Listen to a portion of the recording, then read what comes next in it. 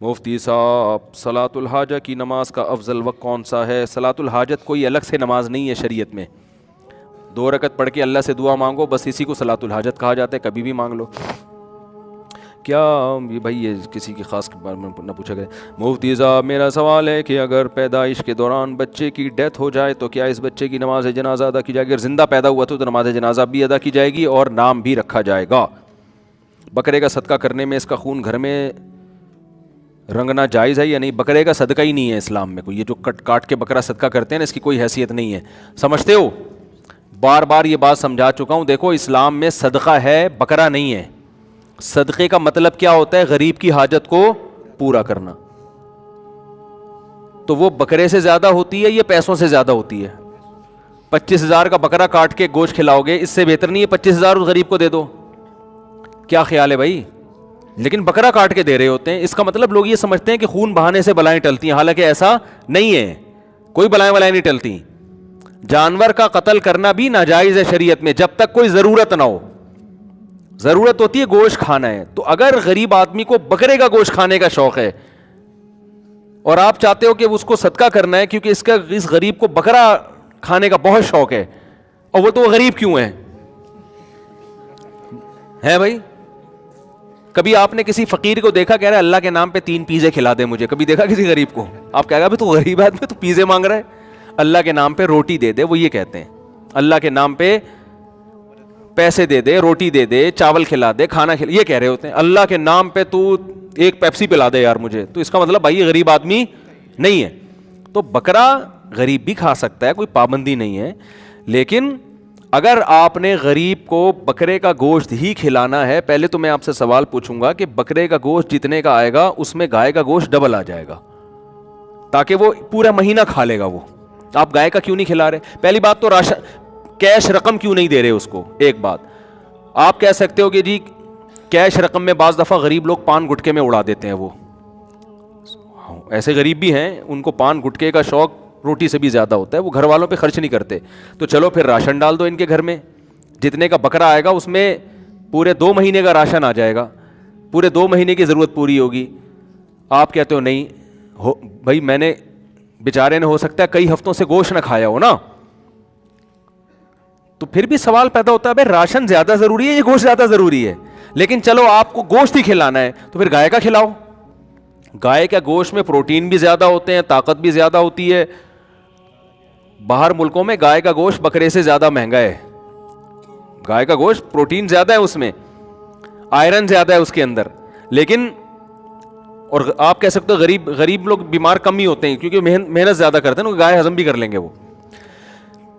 تو گائے کا گوشت کھلاؤ آپ. لیکن نہیں جی چلو ہم آپ کی بات مان لیتے ہیں، ہم نے گائے کا گوشت بھی نہیں کھلانا جی، ہو سکتا ہے بیچارے کو بکرا ہی کھانے کا دل چاہ رہا ہو، تو پھر گوشت خرید کے کھلاؤ. وہ سستا پڑتا ہے بنسبت بکرا خرید کے کاٹنے کے.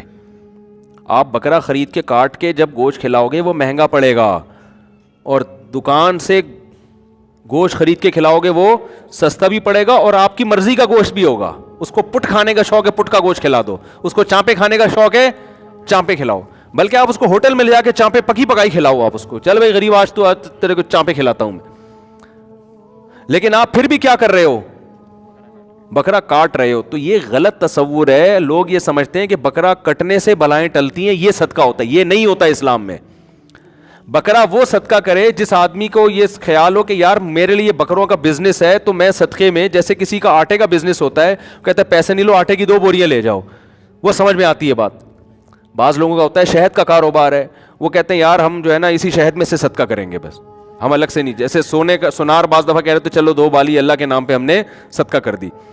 یا کسی کا نہاری کا ہوٹل ہے تو 1 دیگ ہم نے نہاری ہی میں سے صدقہ کر دی. تو کسی کا بکرے کا بزنس ہے، وہ کہے یار میرے لیے بکرا آسان ہے، چل بھائی یہ 10 بکرے میرے پاس، 1 اللہ کے نام پہ میں نے صدقہ کر دیا. یہاں تو سمجھ میں آتا ہے کہ نارمل آدمی کا بازار جا کے پراپر بکرا خرید کے کاٹ کے اس کو صدقہ کرنا یہ بدعت ہے، کیونکہ یہ اس کی علامت ہے کہ آپ بکرے کے کاٹنے کو کیا سمجھ رہے ہو؟ عبادت. تو یہ غلط ہے. بکرا کاٹنا 3 موقع پہ عبادت ہے، اس کے علاوہ جانور کاٹنا عبادت نہیں ہے. نمبر 1 بقرعید کے موقع پہ، نمبر 2 عقیقے کے موقع پہ، نمبر 3 حج عمرے کے موقع پہ. اس کے علاوہ اگر آپ نے بکرا کاٹا تو اگر بھوک لگ رہی ہے دعوت کرنی ہے تو ٹھیک ہے، نہیں تو خام خمیں بکروں پہ ظلم وہ بھی آخر انسان ہے. سمجھ آ گیا نا, وہ بھی آخر یعنی اس معنی میں کہ زندہ چیز ہے, اس کو بھی جینے کا حق ہے. اس کو تو 2 دانت ہونے سے پہلے ہی کاٹ دیتے ہیں. تو یہ مسئلہ ہے, سمجھ رہے ہو. تو اس لیے یہ کام نہ کیا کریں, بکرے نہ کاٹا کریں, صرف بقرعید پہ کریں اور حج پہ کریں اور عقیقے پہ کریں, بس اس کے علاوہ بکرا نہیں کاٹا جائے گا. اور پھر یہ صدقے کے بکرے دیکھو جو, اچھا اس کے اور سائیڈ ایفیکٹ کیا ہیں.